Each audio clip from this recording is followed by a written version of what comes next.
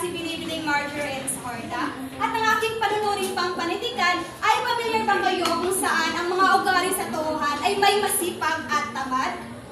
Opo.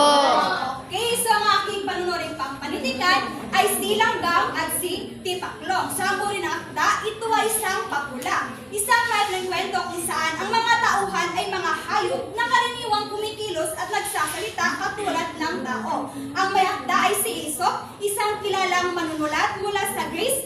Siya ang ama ng sinaunang papula na kung saan ang kanyang mga kwento ay talagang nagbibigay aral. So ngayon ay babasahin ko na ang buod ng kwentong Si Langgam at si Tipaklong.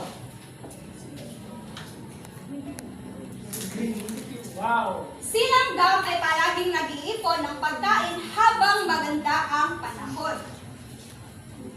Samantalang si Tipaklong ay puro kanta at laro at hindi naghahanda. Dumating ang tag-ulan, nagutom at ginaw na ginaw si Tipaklong. Kaya humingi siya ng tulong kay Langgam at tinulungan naman siya. At dito niya natutunan na dapat maghanda habang maaga. So, sino nga uli ang tauhan sa kwento? Si Langgam at si Langgam. Okay, magaling. So, ano ang ugali ni Langgam sa kwento? Siya ay masipag.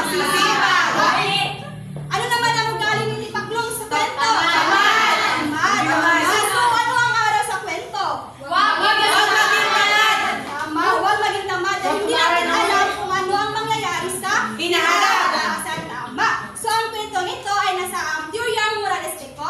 Dahil malinaw na ipinapakita kung ano ang tama at mali. Kung saan ang pagiging masipag na dapat tularan at ang pagiging tamad ay nagtutulot ng masamang bunga.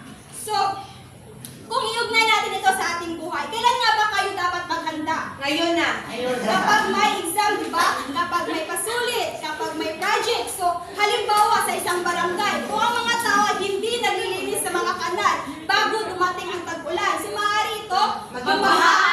Pero kung ang lahat ay naglilinis at nagtutulong-tulong katulad ni Langgam, maaaring maging ligtas ang komunidad. So, ganyan rin sa inyo mga estudyante. Kung hindi kayo nag-review bago ang exam, kayo ay maaaring